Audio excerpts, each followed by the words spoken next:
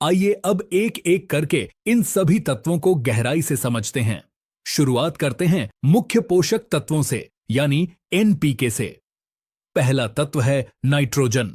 Nitrogen पौधे के विकास का इंजन है।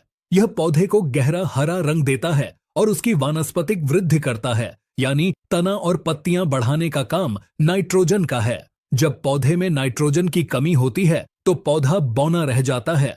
इसकी सबसे बड़ी पहचान यह है कि पौधे की पुरानी पत्तियां, यानी जो नीचे की तरफ हैं, वो पीली पड़ने लगती हैं।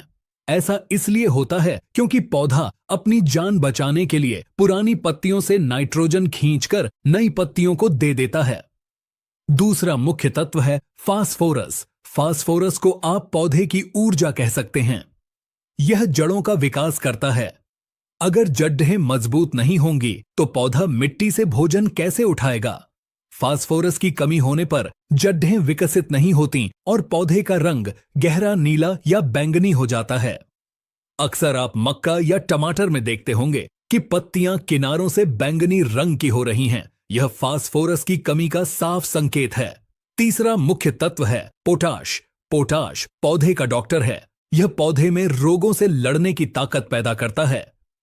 यह तने को मजबूत बनाता है ताकि फसल गिरे नहीं।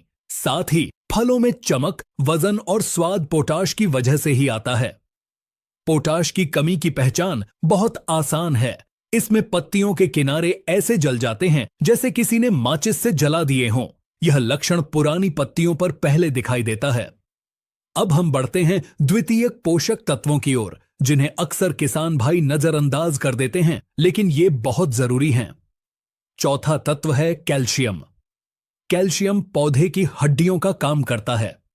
यह कोशिकाओं की दीवार को मजबूत बनाता है। अगर कैल्शियम की कमी हो जाए तो नई पत्तियां जो बिल्कुल ऊपर निकल रही हैं, वो मुड़ जाती हैं या हुक की तरह हो जाती हैं। फलों का आकार बिगड़ जाता है और फूल झड़ने लगते हैं।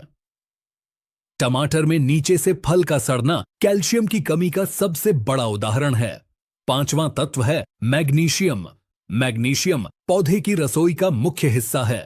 पत्तों का हरा रंग क्लोरोफिल के कारण होता है और क्लोरोफिल के केंद्र में मैग्नीशियम होता है। अगर मैग्नीशियम नहीं होगा तो पत्ता भोजन नहीं बना पाएगा।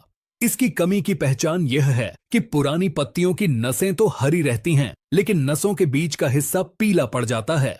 छठा तत्व है सल्फर। सल्फर तिलहनी फसलों के लिए वरदान है। यह सरसों, सोयाबीन और मूंगफली जैसी फसलों में तेल की मात्रा बढ़ाता है। साथ ही प्याज और लहसुन में जो तीखापन होता है, वह सल्फर की वजह से ही